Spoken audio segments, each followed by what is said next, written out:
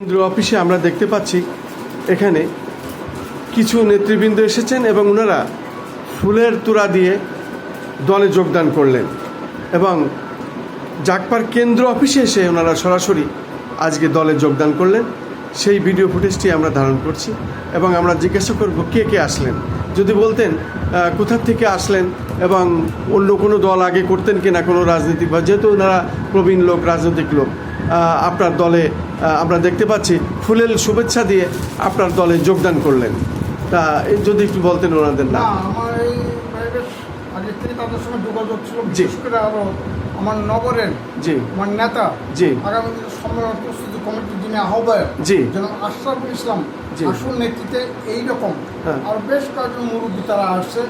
তারা আমাদের এখানে রাস্তায় বিদায় করতে পারতেছিলেন, কয়েকজন আসছে। এখন তারা আনুষ্ঠানিকভাবে তারা আমার জাতীয় গণতান্ত্রিক পার্টি জাগপাতে যোগদান করলেন। আগামী দিনে এখানে সারা দেশের যে গণতান্ত্রিক প্রক্রিয়ার ভিতর দিয়ে বর্তমান যে সরকার তারেক রহমান সরকার যে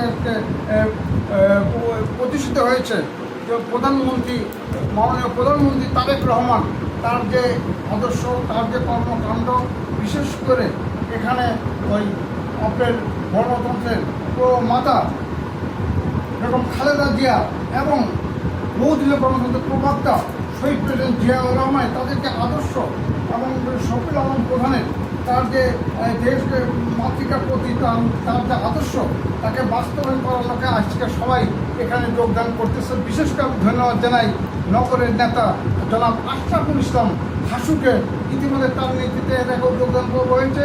আজকে বেশ কয়েকজন মুরব্বী আসছে, তারাও যোগদান করতেছে, তারা রাস্তায় আসে, কিন্তু একটা কর্মসূচি থাকার কারণে একটু দেরি হইতেছে।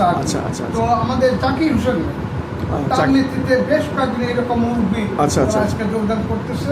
এই জন্য আমি সংগঠন জাতীয় গণতান্ত্রিক পার্টি জাগপার পক্ষে থেকে আমার ভাইকে সহ আমার যারা উপস্থিত আছেন সকলকে জানাই আমি সংগ্রামী শুভেচ্ছা এবং অভিনন্দন। আপনার নামটা কি, ওনার নামটা যদি বলতেন? আশরাফুল ইসলাম হাসু। ধন্যবাদ।